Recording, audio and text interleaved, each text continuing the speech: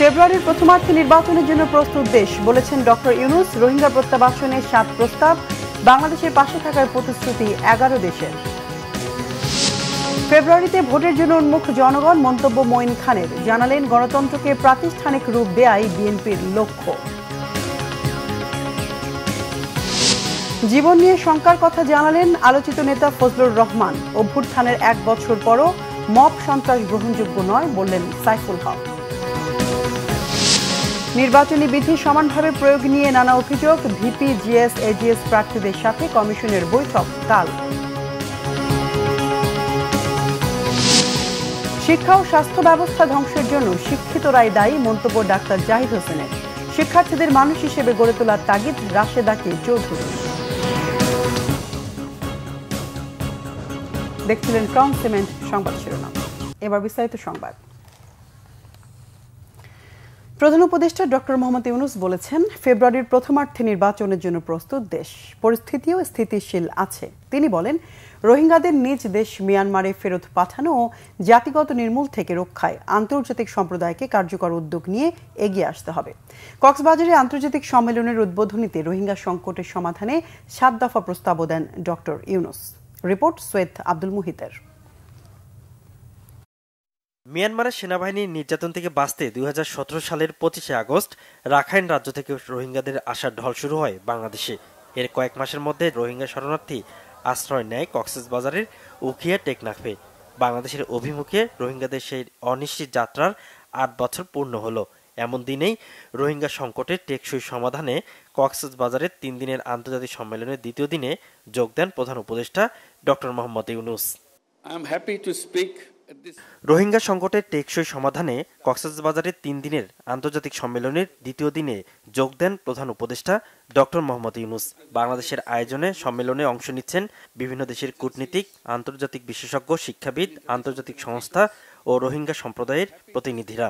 প্রধান অতিথির ভাষণে ডক্টর মোহাম্মদ ইউনূস বলেন, বাংলাদেশে আশ্রয় নেয়া 13 লাখ রোহিঙ্গা শরণার্থীর জন্য অতিরিক্ত খরচ করা আর সম্ভব নয়। রোহিঙ্গাদের জাতিগত নির্মূলের ভয়াবহ পরিকল্পনা বাস্তবায়ন থেকে সশস্ত্র ঘাতকদের থামানো আন্তর্জাতিক সম্প্রদায়ের নৈতিক দায়িত্বের কথা স্মরণ করিয়ে দেন প্রধান উপদেষ্টা। Regional international stakeholders must continue to stand resolutely against the heinous crime of ethnic cleansing. Towards that, we urge upon all to calibrate their relationship with Myanmar and Arakan Army and all parties to the conflict in order to promote an early resolution of the protracted crisis. তিনি জানান, রোহিঙ্গাদের চাপ সামাল দিতে গিয়ে বাংলাদেশ এখন নতুন সংকটে। আবারও আশ্বস্ত করেন, ঘোষিত সময়ে নির্বাচনের জন্য প্রস্তুত Bangladesh. We have announced the time for election. It's just about a year back we had the uprising mixed with the killing spree, and the country has come to this stable enough and ready to have the election. So we announced the election in the first half of February 2026. সম্মেলন থেকে পাওয়া বক্তব্য ও সুপারিশ আগামী 30 September new ইয়র্কে জাতিসংঘ সাধারণ পরিষদের রোহিঙ্গা বিষয়ক আন্তর্জাতিক সম্মেলনে উপস্থাপন করা হবে। সৈয়দ আব্দুল মুহিত, বাংলা ভিশন, ঢাকা।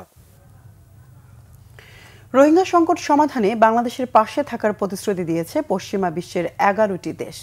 রোহিঙ্গা অনুপ্রবেশের 8 বছর পূর্তিতে অস্ট্রেলিয়া, ইতালি, যুক্তরাজ্য, কানাডা, ফ্রান্স সহ 11টি দেশ যৌথ বিবৃতিতে রোহিঙ্গা সমস্যার সমাধানে এই প্রতিশ্রুতি দেয়। সকালে ঢাকায় ফ্রান্সের দূতাবাস তাদের এক্স হ্যান্ডেল এবং ফেসবুক পেজে যৌথ বিবৃতিটি দিয়েছে। বিবৃতিতে বলা হয়, বর্তমানে বাংলাদেশে 11 লাখের বেশি রোহিঙ্গা রয়েছে, এখনও নতুন করে লোকজন আসছে। মানবতা প্রদর্শনের জন্য বাংলাদেশের অন্তর্বর্তী সরকার ও সাধারণ মানুষের প্রতি গভীর কৃতজ্ঞতা জানানো হয় বিবৃতিতে। বাংলাদেশে অবস্থানরত রোহিঙ্গা শরণার্থীরা তাদের নিজ ভূমিতে ফিরে যেতে চায় উল্লেখ করে বিবৃতিতে আরও বলা হয়, প্রত্যাবাসনের সম্ভাব্য পথ বের করার পাশাপাশি রোহিঙ্গারা যাতে স্বেচ্ছায়, নিরাপদে, সম্মানের সঙ্গে ও স্থায়ীভাবে মিয়ানমারে ফিরে যেতে পারেন সে বিষয়ে আন্তর্জাতিক সম্প্রদায় প্রতিশ্রুতিবদ্ধ। এদিকে মিয়ানমারের বাস্তুচ্যুত রোহিঙ্গা জনগোষ্ঠীকে আশ্রয় দেয়ায় বাংলাদেশ সরকারের প্রশংসা করেছে যুক্তরাষ্ট্র।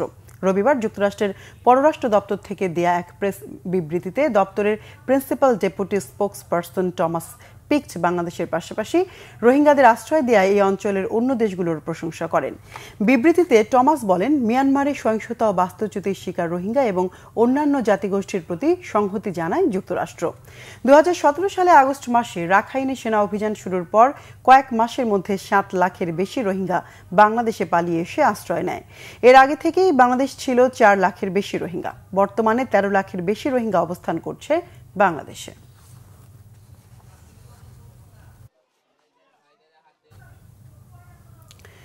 রোহিঙ্গা ঢলের 8 বছর হলো এখনো পর্যন্ত একজন রোহিঙ্গাকেও ফেরত নেয়নি মিয়ানমার। গত সরকারের কূটনৈতিক ব্যর্থতা এবং চীন ভারতের কর্পোরেট স্বার্থের কারণে রোহিঙ্গাদের ফেরত পাঠানো সম্ভব হয়নি বলে মনে করেন বিশ্লেষকরা। অন্তর্বর্তী সরকারের আন্তর্জাতিক সম্মেলন রোহিঙ্গা প্রত্যাবাসনে সহায়ক হবে বলে প্রত্যাশা তাদের। রিপোর্ট করছেন ইমরুল কায়েস। মিয়ানমারের সামরিক জান্তার গণহত্যা ও নিপীড়নের শিকার হয়ে 2017 সালের 25 আগস্ট সীমান্ত পাড়ি দিয়ে বাংলাদেশে আশ্রয় নেয় লাখ লাখ রোহিঙ্গা। বর্তমানে কক্সবাজার সহ বিভিন্ন আশ্রয় শিবিরে বসবাস করছে 13 লাখেরও বেশি রোহিঙ্গা। গত 8 বছরে এই সংকটের সমাধান তো হয়নি, উল্টো নতুন করে বাংলাদেশে প্রবেশ করতে দেখা যাচ্ছে আরও রোহিঙ্গাদের। স্থানীয়দের পাশাপাশি রোহিঙ্গা সংকট এখন গোটা বাংলাদেশের জন্য বোঝা। পতিত সরকারের সঠিক কূটনৈতিক পদক্ষেপ এবং প্রতিবেশী বড় দেশগুলোর সহযোগিতার অভাবে রোহিঙ্গা সমস্যা জটিলতর হয়েছে বলে মনে করেন বিশ্লেষকরা। কোনো সফল কূটনীতি আমরা করতে পারিনি। নাম্বার 2 হচ্ছে ইন্টারন্যাশনাল যে কর্পোরেট ইনভেস্টমেন্ট কিংবা কর্পোরেট বাণিজ্য, রাশিয়া, চায়না, ভারত, এটার একটা শিকার আমরা। এবং আমরা কিন্তু চায়না এবং ভারত থেকে যে সহযোগিতা প্রত্যাশিত ছিল সেটা কিন্তু আমরা পাই নাই। এবং এইখানে সবচেয়ে বড় মেজর স্টেক হোল্ডার হচ্ছে মিয়ানমার এবং চায়না। তারা কিন্তু কেউ আমাদেরকে এফেক্টিভলি, হয়তোবা তারা কথা বলেছে, আশ্বাস দিয়েছে, কিন্তু আমরা কিন্তু এফেক্টিভলি মানে একদম কার্যকরভাবে কোনো সহযোগিতা কিংবা কোনো পদক্ষেপ কিন্তু আমরা দেখিনি। রোহিঙ্গা সংকট সমাধানে চলতি বছর বেশ কয়েকটি আন্তর্জাতিক সম্মেলনের আয়োজন করছে অন্তর্বর্তী সরকার। এসব সম্মেলনের মাধ্যমে সমাধানের একটি পথ বেরিয়ে আসবে বলে আশা বিশ্লেষকদের। যদি সম্মেলনগুলো শুধু ওই আপনার আলোচনা, তারপরে নানা রকম প্রস্তাব গ্রহণ, সেটার মধ্যেই সীমাবদ্ধ থাকে, তাহলে পরে তো আর আউটকাম কিছু আসবে না। আমরা আসলে এটা দেখতে চাই যে ফলপ্রসূ কূটনীতির মাধ্যমে তাদের জন্য প্রত্যাবাসনের ব্যবস্থাটা গ্রহণ করা হয়। প্রথম দিকে আশ্রয় শিবিরে থাকা রোহিঙ্গাদের সহায়তা করলেও আন্তর্জাতিক ত্রাণ সংস্থা ও দাতা দেশগুলো ধীরে ধীরে মুখ ফিরিয়ে নিচ্ছে। এতে চাপে পড়ছে বাংলাদেশের অর্থনীতি সহ সকল খাত। এ কারণে দ্রুত রোহিঙ্গা সংকটের স্থায়ী সমাধান চান বিশ্লেষকরা। ইমরুল কায়েস, বাংলা ভিশন, ঢাকা। ফেব্রুয়ারি মাসে ভোটের জন্য দেশের মানুষ উন্মুখ হয়ে আছে বলে মন্তব্য করেছেন বিএনপির স্থায়ী কমিটির সদস্য ডক্টর আব্দুল মঈন খান। 2009 সাল থেকে জনগণ ভোট দিতে না পারায় ফেব্রুয়ারির ভোটের জন্য অপেক্ষায় বলেও জানান তিনি। জাতীয়তাবাদী মুক্তিযোদ্ধা দলের 33তম প্রতিষ্ঠাবার্ষিকী উপলক্ষে বিএনপির প্রতিষ্ঠাতা শহীদ রাষ্ট্রপতি জিয়াউর রহমানের মাজারে ফুল দিয়ে শ্রদ্ধা জানান নেতাকর্মীরা। ডক্টর আব্দুল মঈন খান জানান, আগামী দিনে একটি সুষ্ঠু নির্বাচনের মাধ্যমে বাংলাদেশে গণতন্ত্র পুনঃপ্রতিষ্ঠিত হবে। গণতন্ত্র ও দরিদ্র মানুষের অর্থনৈতিক মুক্তির জন্য কাজ করে যাচ্ছে বিএনপি। তিনি বলেন, চিরস্থায়ী বন্দোবস্ত নয়, গণতন্ত্রকে প্রাতিষ্ঠানিক রূপ দেওয়ার জন্যই বিএনপির কর্মসূচি।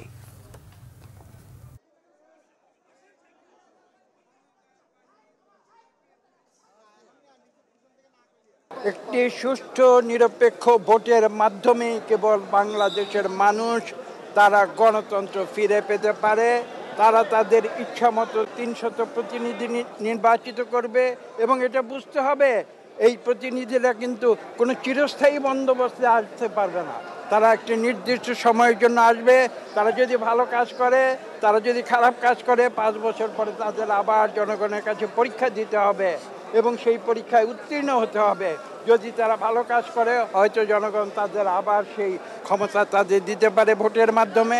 যদি তারা খারাপ কাজ করে, তাহলে জনগণ তাদের প্রত্যাখ্যান করবে পরবর্তী নির্বাচনে। জীবন নিয়ে শঙ্কায় আছেন বলে জানিয়েছেন দলীয় শোকজ পাওয়া বিএনপি নেতা অ্যাডভোকেট ফজলুর রহমান। হাইকোর্টে ল রিপোর্টার্স ফোরাম কার্যালয়ে সংবাদ সম্মেলনে এই কথা জানান বিএনপি চেয়ারপারসনের এই উপদেষ্টা। দল আমাকে একটা শোকজ করতেই পারে, এটা আমি উত্তর দেব, সেটা দলের সঙ্গে আমার ব্যাপার, তখন দেখা যাবে। কিন্তু আমাকে হত্যা করার জন্য যারা আসলো, আমি তাদেরকে চিনি না, জানি না, তাদের সঙ্গে আমার কোনো সম্পর্ক নাই, দূর সম্পর্ক নাই, তাদের সাথে আমার শত্রুতাও নাই, আমার কোনো মিত্রতাও নাই। কিন্তু এই যে মব একটা সিচুয়েশন সৃষ্টি হয়ে আমাকে যে হত্যা করার জন্য বা আমার ছেলে মেয়েদেরকে সর্বনাশ করার জন্য, আমার পরিবারকে সর্বনাশ করার জন্য আমি একটা ভাড়া বাসায় থাকি, এর মধ্য দিয়ে আমার কাছে মনে হচ্ছে যে এই দেশে কি আমার বাঁচার অধিকার আছে কি নাই, এটা জনগণকে জানানো উচিত। পুলিশ আর আর্মি আসাই কি আমার মতো একজন মুক্তিযোদ্ধার বাড়িতে আমার জন্য খুব সম্মানজনক ব্যাপার। হ্যাঁ, আমার যদি অপরাধ হয়, ছেলেরা যদি মনে করে তাদের বিরুদ্ধে আমি কোনো কথা বলছি, আমি কোনো অপরাধ করছি, তা আমার বিরুদ্ধে তারা কেস করুক, মামলা করে আমাকে, যদি আমি সেই ধরনের অপরাধ করে থাকি যেটা হলো বেইলেবল সেকশন না, আমাকে তারা জেলখানায় পাঠিয়ে দেয়। তারা আমার বিরুদ্ধে মামলা, আমি কি অপরাধ করছি তারা বলুক, তা তো সেটাও বলে না। মব সন্ত্রাস চলতে থাকলে আগামী নির্বাচন ঝুঁকিতে পড়বে বলে মনে করেন বিপ্লবী ওয়ার্কার্স পার্টির সাধারণ সম্পাদক সাইফুল হক। নিজ কার্যালয়ে ব্রিফিংয়ে তিনি এমন মন্তব্য করেন। সাইফুল হক বলেন, বিএনপি নেতা ফজলুর রহমানের মন্তব্য গণঅভ্যুত্থানের চেতনাকে আঘাত করেছে। এই ব্যাপারে রাজনীতিবিদদের আরও সংবেদনশীল হওয়া উচিত বলে মত তার। কেউ সংক্ষুব্ধ হলে আইনের আশ্রয় নেওয়ার সুযোগ আছে বলে উল্লেখ করেন তিনি। তবে অভ্যুত্থানের 1 বছর পরও আইনি কাঠামো ভেঙে মব সন্ত্রাস কোনোভাবেই গ্রহণযোগ্য নয় বলে মন্তব্য তার। অনেক সময় সরকারের প্রত্যক্ষ পরোক্ষ মদদে মব সন্ত্রাস চলছে বলেও সাইফুল হক অভিযোগ করেন। এই মব চলার কারণের জন্য দেশটা আধা নৈরাজ্যিক অবস্থায় পর্যবসিত হয়েছে।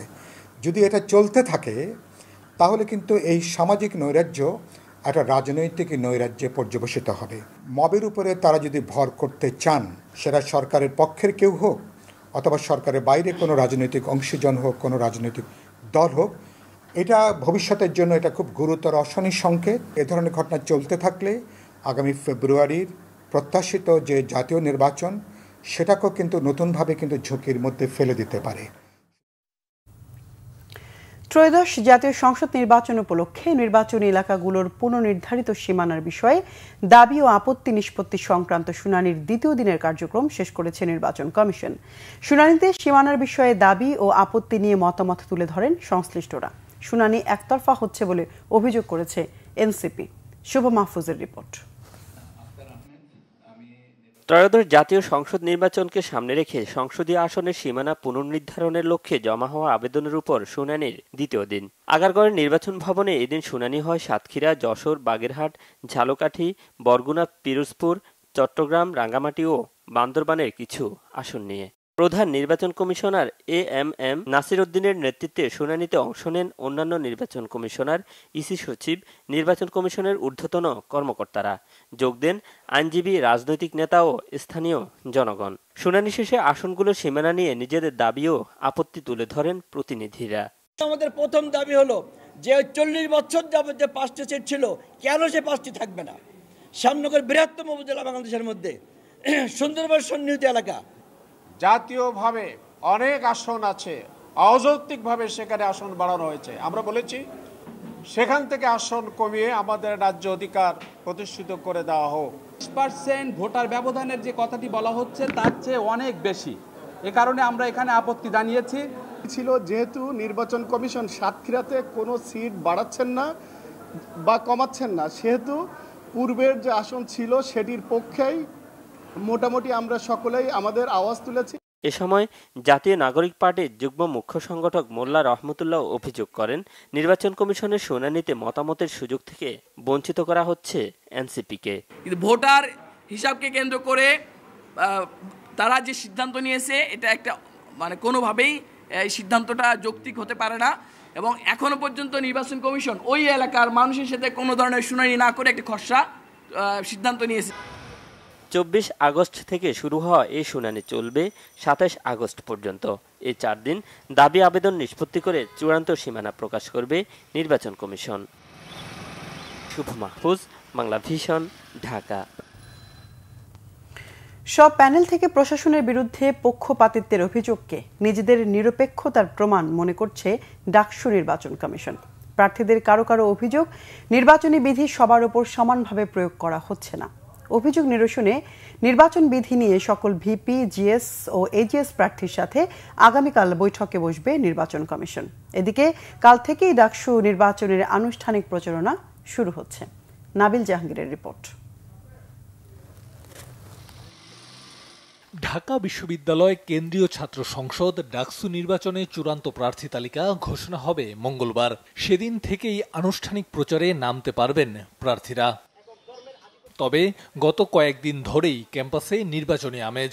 নানা কৌশলে শিক্ষার্থীদের কাছে পৌঁছানোর চেষ্টা প্রার্থীদের। বিশেষ করে যে শিক্ষার্থীরা তাদের অনেক প্রতিবন্ধকতার মুখোমুখি হতে হচ্ছে। দলীয় আধিপত্য, দলীয় জবরদখল ও দলীয় সংঘাতমুক্ত ক্যাম্পাস চাই। ডাকসু যদি আমি ইলেকশনে জিততে পারি কিংবা সদস্যপদে আমি যদি জয়ী হই, আমার এই কাজটা আরও বেগবান হবে। নিরাপদ এবং নির্যাতনমুক্ত ক্যাম্পাস গড়ার যে স্বপ্ন আমি দেখি, সেটা আমি আরও ভালোভাবে বাস্তবায়ন করতে পারবো। নির্বাচনে লেভেল প্লেইং ফিল্ড নিয়ে প্রশ্ন রয়েছে অধিকাংশ প্রার্থীর। প্রশাসনের বিরুদ্ধে পক্ষপাতিত্ব আর একে অন্যের বিরুদ্ধে অভিযোগ তুলছেন অপপ্রচার আর নির্বাচনী বিধিভঙ্গের। আজকে এখনো আপনারা টিএসসিতে যান, গিয়ে দেখেন সেখানে জাতীয়তাবাদী ছাত্রদল, গণতান্ত্রিক ছাত্র সংসদ সহ অনেকেরই ফেস্টুন সেখানে এখন আছে। তাহলে আমরা করতে পারবো না, অন্যরা করতে পারতেছে। অন্যরা যদি করতে পারে তাহলে স্যার কেন আমাদেরকে অনুমতি দিলেন না? আমাদের যারা প্রতিপক্ষ আছে, আমাদের যারা বন্ধুপ্রতিম আছে, তারা ক্রমাগত সাইবার বুলিং করছে, ক্রমাগত মিথ্যা প্রপাগান্ডা করছে, ক্রমাগত সে আগের মতো করে বিষাদগার করছে। তো এই যে ডাকসু নির্বাচন উপলক্ষে একটা আমেজ বিরাজ করছে, শিক্ষার্থীরা যে নতুন নতুন চিন্তাগুলো শুনতে চায়, সেই চিন্তাগুলো না দিয়ে আপনারা যে সে পিছনে চলে যাচ্ছেন, এর মাধ্যমে শিক্ষার্থীরা আপনাদের প্রতি নেতিবাচক মনোভাব তৈরি হচ্ছে। যারা মুক্তিযুদ্ধকে হেয় করার চেষ্টা করে গেছে বারংবার 5 আগস্ট পরবর্তী সময়ে, তাদেরকে নির্বাচন প্রক্রিয়াতে এন্ট্রি এবং সুযোগ দিয়ে ঢাকা বিশ্ববিদ্যালয় প্রশাসন শুরুতেই তাদের পক্ষপাতিত্ব করেছে। যদি আপনারা বলেন যে পক্ষপাতিত্বের কথা আমাদের এগেনস্টে, এফএইচ হলের যে এজিএস প্রার্থী শাফি, সে তোফাজ্জল হত্যা মামলার আসামি। এজিএস রাকিবুল রিয়াদ, সে তোফাজ্জল হত্যা মামলার আসামি। জিএস এনামুল হাসান, ছাত্র দলের উপর 2022 সালে ক্যাম্পাসে যে হামলা হয়েছিল, সে হামলায় সে জড়িত ছিল, সুতরাং এবং ছাত্রলীগের পোস্টেড ছিল। সুতরাং এরা কিভাবে এই অবস্থায় থেকেও নির্বাচন করতে পারছে, সেটা নিয়ে নির্বাচন কমিশনকে আমরা প্রশ্ন করছি। সেই বিষয়ে তারা অবশ্যই আমাদেরকে জবাবদিহিতা করবেন। তবে ডাকসু নির্বাচন কমিশন মনে করে তাদের অবস্থান নিরপেক্ষ, আর তাই সব পক্ষ থেকেই অভিযোগের তীর। সকল পক্ষ বলছে যে তাদের জন্য লেভেল প্লেইং ফিল্ড নাই। সেটার উল্টো কথাটা হচ্ছে যে আসলে তাহলে হয়তো ঠিকই আছে, কারণ যখন সকল পক্ষগুলোই অভিযোগটা করছে, তাহলে কারোর জন্য যে পক্ষপাতিত্ব নেই সেটা প্রমাণ করে। আন্তরিকতার সাথে যাতে করে সবাই প্রচার প্রচারণা অংশগ্রহণ করে, সেদিকটা সামনে রেখে তাদের সাথে আমরা কালকে বৈঠক করব এবং আনুষ্ঠানিক প্রচারণাটা আমরা উদ্বোধন করতে চাই। শেষ পর্যন্ত শান্তিপূর্ণ সহাবস্থানের মধ্য দিয়ে ডাকসু নির্বাচন অনুষ্ঠিত হবে, এমনটাই প্রত্যাশা সাধারণ শিক্ষার্থীদের। নাবিল জাহাঙ্গীর, বাংলাভিশন, ঢাকা। বিএনপির স্থায়ী কমিটির সদস্য ডাক্তার এজেডএম জাহিদ হোসেন বলেন, শিক্ষিত মানুষরাই দেশের শিক্ষা ও স্বাস্থ্য ব্যবস্থা ধ্বংস করছে। শিক্ষার্থীকে পরীক্ষার্থী নয়, মানুষ হিসেবে গড়ে তুলতে হবে, অভিমত সাবেক তত্ত্বাবধায়ক সরকারের উপদেষ্টা রাশেদা কে চৌধুরীর। রাজধানীতে এক গোলটেবিল আলোচনায় এই কথা বলেন তারা। আসমা আক্তার নূপুরের রিপোর্ট। সোমবার রাজধানীর সিরডাপ মিলনায়তনে গণতান্ত্রিক পুনর্গঠন, শিক্ষা, জনস্বাস্থ্য শীর্ষক সংলাপের আয়োজন করে সেন্টার ফর গভর্নেন্স স্টাডিজ। এতে অংশ নিয়ে শিক্ষা ও স্বাস্থ্য খাতে যুক্ত বিশেষজ্ঞরা অভিযোগ করেন, কোনো সরকারই শিক্ষা ও স্বাস্থ্য ব্যবস্থা নিয়ে ভাবে না। এ দুখাতে বাজেট বরাদ্দ ও তাতে নানা অনিয়মের কথা তুলে ধরেন তারা। ডাক্তার হয়ে যাচ্ছে কিন্তু রোগী দেখে নাই, এরকম যদি মেডিকেল শিক্ষার মান হয় তাহলে আসলে চিকিৎসা সেবার মান আমরা কিভাবে উন্নয়ন করবো? এবং আমরা এই যে ছাত্রদেরকে যেমন বঞ্চিত করছি, মেডিকেল শিক্ষার্থীদেরকে বঞ্চিত করছি, পাশাপাশি আমাদের রোগীরাও বঞ্চিত হচ্ছেন। স্বাস্থ্য এবং শিক্ষায় এই দক্ষিণ এশিয়ার মধ্যে সবচেয়ে কম বরাদ্দ হচ্ছে বাংলাদেশের বাজেটে। এখন এই সবচেয়ে কম বরাদ্দের মধ্যে আবার পদে পদে চাটার দল, চোরের দল এবং লুটেরা তন্ত্রের সদস্যরা খেয়ে দিয়ে সর্বশেষ কতটুকু যে কাজে লাগে দেশের জন্য, মানুষের জন্য, সেই প্রশ্নটাও কিন্তু বড়। বর্তমান সরকার শিক্ষা এবং স্বাস্থ্য কমিশন করেনি? কেন করেনি প্রশ্নটি করতে হবে। কোনো সরকারি শিক্ষা ব্যবস্থা দিকে নজর দেয়নি, দিতেও চায় না, কারণ তারা চায় না যে মানুষ শিক্ষিত হোক। 2024-এর গণ উত্থান মধ্য দিয়ে যে মানুষের আস্ফালন বা আবাহন দুটোই কিন্তু প্রশ্নবিদ্ধ হয়েছে। দেশের শিক্ষার্থীদের জ্ঞানের লেভেল নিয়ে প্রশ্ন তোলেন সাবেক তত্ত্বাবধায়ক সরকারের উপদেষ্টা রাশেদা কে চৌধুরী। যে বৈষম্য নিরোধ করার জন্য আমাদের সন্তানেরা প্রাণ দিল, সেই জায়গায় আবার কোটা পদ্ধতি করা হচ্ছে। 40% শিক্ষার্থীকে আলাদা করে বৃত্তি পরীক্ষা দেয়া হবে। মানেটা কি দাঁড়ায়? দাঁড়াচ্ছে যে শিক্ষা প্রতিষ্ঠানগুলো অসুস্থ প্রতিযোগিতা শুরু করবে। ক্লাস 3 থেকেই এই 40% শিক্ষার্থীকে আলাদা করা হবে করে, এবং তাদেরকেই সব কিছু তাদের উপরে দৃষ্টিপাত করে করা হবে। শিক্ষা পরিস্থিতি নিয়ে হতাশা ফুটে ওঠে বিএনপির স্থায়ী কমিটির সদস্য ডাক্তার AZM জাহিদ হোসেনের বক্তব্যে। আমাদের আজকের যে অধপতন, এই অধপতনের জন্য সবচেয়ে বেশি দায়ী যারা, তারা হচ্ছে those who are the policy maker, আর আমাদের যারা ইনভলভ ছিল। এবং আমি সব সময় বলি, এই দেশের বড় সমস্যা শিক্ষিত মানুষ। অশিক্ষিত গরিব মানুষ এই দেশের বড় সমস্যা না, কারণ ওরা কেউ এই চেয়ারে বসে না। শিক্ষা কমিশন করার তাগিদ দেয়া হয় সংলাপে। Asma Akter Nupur, Bangla Vision, Dhaka. July August গণ অভ্যুত্থানে চক্ষু বিজ্ঞান ইনস্টিটিউটে ভর্তি হওয়া 493 জন চিরতরে এক চোখ হারিয়েছেন, আর 2 চোখ হারিয়েছেন 11 জন। শেখ হাসিনার বিরুদ্ধে ট্রাইব্যুনালে সাক্ষ্য দিতে গিয়ে তথ্য জানান চক্ষু বিজ্ঞান ইনস্টিটিউটের চিকিৎসক। জুলাই আগস্টের গণ অভ্যুত্থানে সংঘটিত মানবাধিকার বিরোধী অপরাধের মামলায় সাবেক প্রধানমন্ত্রী শেখ হাসিনা সহ 3 আসামির বিরুদ্ধে ট্রাইব্যুনালে 8ম দিনের সাক্ষ্য গ্রহণ চলে। সোমবার বেলা 11:30টার দিকে বিচারপতি মোহাম্মদ গোলাম মর্তুজা মজুমদারের নেতৃত্বাধীন 3 সদস্যের আন্তর্জাতিক অপরাধ ট্রাইব্যুনাল 1-এ সাক্ষ্য গ্রহণ শুরু হয়। দুপুরে সাক্ষ্য দেন ব্র্যাক বিশ্ববিদ্যালয়ের সামনে শহীদ মারুফের পিতা। এর আগে জাতীয় চক্ষু বিজ্ঞান ইনস্টিটিউটের সহকারী অধ্যাপক ডাক্তার জাকিয়া সুলতানা নীলা এবং ওই হাসপাতালের পরিচালক ডাক্তার খায়র আহমেদ চৌধুরী সাক্ষ্য দেন। এই মামলায় গ্রেফতার থাকা একমাত্র রাজসাক্ষী সাবেক আইজিপি চৌধুরী আবদুল্লাহ আল মামুনের উপস্থিতিতেই এই সাক্ষ্য গ্রহণ চলে। এই মামলায় গত 7 দিনে শহীদ পরিবারের সদস্য ও জুলাই হত্যাযজ্ঞের প্রত্যক্ষদর্শী 19 জন সাক্ষ্য দিয়েছেন। সবাই শেখ হাসিনা সহ জুলাই হত্যাযজ্ঞে জড়িতদের যথাযথ বিচার ও সর্বোচ্চ শাস্তির দাবি জানিয়েছেন আদালতে দেয়া তাদের জবানবন্দিতে। ওনারা যে পরিসংখ্যানটা দিয়েছেন তাতে দেখা যায় এই 17 জুলাই থেকে 5 আগস্ট পর্যন্ত যে প্রেজেন্টেশনটা দিয়েছেন তাতে দেখা যায় 1000-এরও বেশি গুলিবিদ্ধ ব্যক্তি চক্ষু চিকিৎসার জন্য তাদের কাছে উপস্থিত হয়েছে। এখানে বিচার মূলত কমন রেসপন্সিবিলিটির হয়, অরিজিনাল পারপেট্রেটরদের বিচারও হয়। এটা বিচারের কয়েকটা ধাপ আছে, আমরা সেপারেট বিচার করতে পারি, জয়েন্টলি বিচার করতে পারি। এইখানে যে বিচারটা চলছে শেখ হাসিনা, আসাদুজ্জামান খান কামাল এবং অন্যান্য, বাকি বিষয়গুলো তদন্ত করছে আমাদের ইনভেস্টিগেশন এজেন্সি। যথাসময়ে আপনারা জানতে পারবেন যে কার কার বিরুদ্ধে কি ব্যবস্থা নেওয়া হয়েছে। অবৈধ অস্ত্র উদ্ধারে 500 টাকা থেকে 1.5 লাখ টাকা পর্যন্ত পুরস্কার পাওয়ার সুযোগ রয়েছে বলে জানিয়েছেন স্বরাষ্ট্র উপদেষ্টা জাহাঙ্গীর আলম চৌধুরী।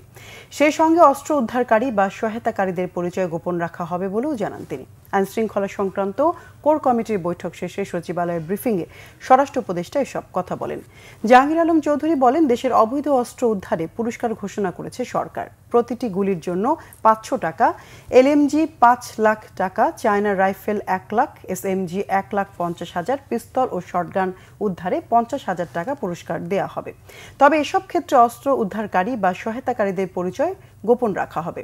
স্বরাষ্ট্র উপদেষ্টা বলেন, বর্তমানে প্রচুর সংখ্যক নিয়োগ দেয়া হচ্ছে। এক্ষেত্রে নিয়োগ বাণিজ্য বা দুর্নীতি বন্ধে সব ধরনের উদ্যোগ নেওয়া হয়েছে। সড়কে যানবাহন বন্ধ করে চলাচলের অপরাধে শীঘ্রই গাজীপুরের পুলিশ কমিশনারকে শোকজ করা হবে বলেও জানান তিনি। বিমানের টিকিট নৈরাজ্য বন্ধে সরকার কঠোর পদক্ষেপ নিচ্ছে বলে জানিয়েছেন বেসামরিক বিমান পরিবহন ও পর্যটন উপদেষ্টা শেখ বশির উদ্দিন। জানান, সেবা বাড়াতে বিমানবন্দরে বিদেশি অপারেটর নিয়োগের বিষয়টি পর্যালোচনা করছে সরকার। সচিবালয়ে এক ব্রিফিংয়ে কথা জানান তিনি। ব্রিফিংয়ে বিমান ও পর্যটন সচিব বলেন, টিকিটের ক্ষেত্রে নন রিফান্ডেবল ট্যাক্স কিভাবে সমন্বয় করা যায় সেটি ভাবছে সরকার। এ সময় উপদেষ্টা বলেন, ফ্লাইট এক্সপার্টের মালিককে ফিরিয়ে আনার চেষ্টা করা হচ্ছে। এছাড়া প্রতিষ্ঠানের সব ব্যাংক হিসাব তলব বন্ধে কেন্দ্রীয় ব্যাংকে চিঠি দেওয়া হয়েছে। উপদেষ্টা জানান, টিকিট নৈরাজ্য বন্ধে এখন থেকে বিমান টিকিটে এজেন্সির নাম, লাইসেন্স নম্বর ও দাম থাকতে হবে। সেটি না পেলে যাত্রীর অভিযোগের ভিত্তিতে ব্যবস্থা নেওয়ার কথা জানান তিনি। ট্রাভেল এজেন্সির সিন্ডিকেট বন্ধে সরকার কাজ করে যাচ্ছে বলে উপদেষ্টা জানান। জাহাঙ্গীরনগর বিশ্ববিদ্যালয়ের কেন্দ্রীয় শিক্ষার্থী সংসদ জাকসু নির্বাচনের খসড়া প্রার্থী তালিকা প্রকাশ করেছে নির্বাচন কমিশন। সন্ধ্যায় নির্বাচন কমিশন কার্যালয়ে খসড়া প্রার্থী তালিকা প্রকাশ করেন জাকসু নির্বাচন কমিশনের সদস্য সচিব অধ্যাপক AKM রাশেদুল আলম। যেখানে ভিপি পদে 20 জন, জিএস পদে 17 জন, এজিএস পদে 9 জন ছাত্রী ও 21 জন ছাত্র সহ মোট 256 জন প্রার্থীর মনোনয়নপত্র বৈধ ঘোষণা করা হয়। এর আগে মনোনয়নপত্র সংগ্রহ ও জমাদানের শেষ দিন 21 আগস্ট জাকসুর বিভিন্ন পদে মোট 276 জন প্রার্থী মনোনয়নপত্র জমা দেন। নির্বাচন কমিশন জানিয়েছে, ত্রুটিপূর্ণ হওয়ায় বাতিল করা হয়েছে 20 জন প্রার্থীর মনোনয়নপত্র। বাদ পড়া প্রার্থীরা আগামীকাল সকাল 9টা থেকে বেলা 12টার মধ্যে আপিল করতে পারবেন। 27 আগস্ট আপিলের শুনানি শেষে 29 আগস্ট চূড়ান্ত প্রার্থী তালিকা প্রকাশের পর শুরু হবে আনুষ্ঠানিক প্রচারণা। ভোট হবে 11 সেপ্টেম্বর। রাজশাহী বিশ্ববিদ্যালয় কেন্দ্রীয় ছাত্র সংসদ রাকসুর মনোনয়নপত্র সংগ্রহের দ্বিতীয় দিনে মনোনয়ন ফর্ম তুলেছেন 13 শিক্ষার্থী।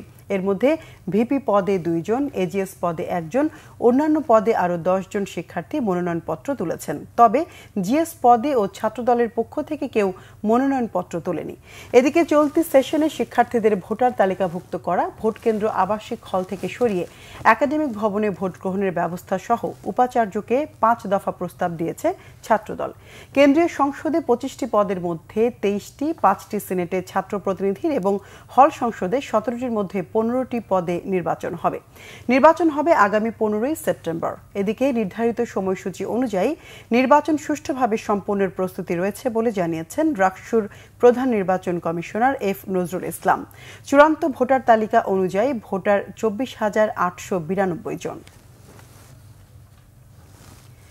গাজীপুরের সাংবাদিক আসাদুজ্জামান তুহিন হত্যাকাণ্ডের ঘটনায় 11 দিনের মধ্যেই চার্জশিট দিয়েছে গাজীপুর মেট্রোপলিটন পুলিশ। এ তথ্য জানিয়েছেন গাজীপুর মেট্রোপলিটন পুলিশের উপ পুলিশ কমিশনার রবিউল হাসান। দুপুরে সংবাদ সম্মেলনে তিনি জানান, গ্রেফতার হওয়া 8 জনের বিরুদ্ধে চার্জশিট আদালতে জমা দেওয়া হয়েছে। সাংবাদিক তুহিনের ব্যবহৃত মোবাইল ফোন দুটি বন্ধ থাকায় এখনও সেগুলো উদ্ধার করা সম্ভব হয়নি। সংবাদ সম্মেলনে অপরাধীদের দ্রুত বিচার ও সর্বোচ্চ শাস্তির দাবি জানান নিহতের স্ত্রী। উপস্থিত ছিলেন অতিরিক্ত উপ পুলিশ কমিশনার রবিউল ইসলাম, বাসন থানার অফিসার ইনচার্জ মোহাম্মদ শাহিন খান, নিহত সাংবাদিক আসাদুজ্জামান তুহিনের স্বজনরা। সংবাদ শেষ করব ক্রাউন সিমেন্ট শিরোনামগুলো আরেকবার জানিয়ে। ফেব্রুয়ারির প্রথমার্ধে নির্বাচনের জন্য প্রস্তুত দেশ বলেছেন ডক্টর ইউনূস। রোহিঙ্গা প্রত্যাবাসনে 7 প্রস্তাব, বাংলাদেশের পাশে থাকার প্রতিশ্রুতি 11টি দেশের। ফেব্রুয়ারিতে ভোটের জন্য উন্মুখ জনগণ, মন্তব্য মঈন খানের। জানালেন, গণতন্ত্রকে প্রাতিষ্ঠানিক রূপ দেয়াই বিএনপির লক্ষ্য। জীবন নিয়ে শঙ্কার কথা জানালেন আলোচিত নেতা ফজলুর রহমান। অভ্যুত্থানের 1 বছর পরও মব সন্ত্রাস গ্রহণযোগ্য নয় বললেন সাইফুল হক। নির্বাচনী বিধি সমানভাবে প্রয়োগ নিয়ে নানা অভিযোগ, ভিপি, জিএস, এজিএস প্রার্থীদের সাথে কমিশনের বৈঠক কাল। শিক্ষা ও স্বাস্থ্য ব্যবস্থা ধ্বংসের জন্য শিক্ষিতরাই দায়ী, মন্তব্য ডাক্তার জাহিদ হোসেনের। শিক্ষার্থীদের মানুষ হিসেবে গড়ে তোলার তাগিদ রাশেদাকে চৌধুরী। দর্শক, এ ছিল এখনকার মতো। পরের সংবাদ রাত 10:30টায়। এর আগে 9টায় রয়েছে নিউজ 20, দেখার আমন্ত্রণ রইল। এছাড়া বাংলাভিশন সংবাদ ও সংবাদ সংশ্লিষ্ট অনুষ্ঠান দেখতে ভিজিট করুন www.bvnews24.com ও facebook.com/banglavishnnews এবং সাবস্ক্রাইব করুন youtube.com/banglavishnnews। এতক্ষণ সঙ্গে থাকার ধন্যবাদ সবাইকে।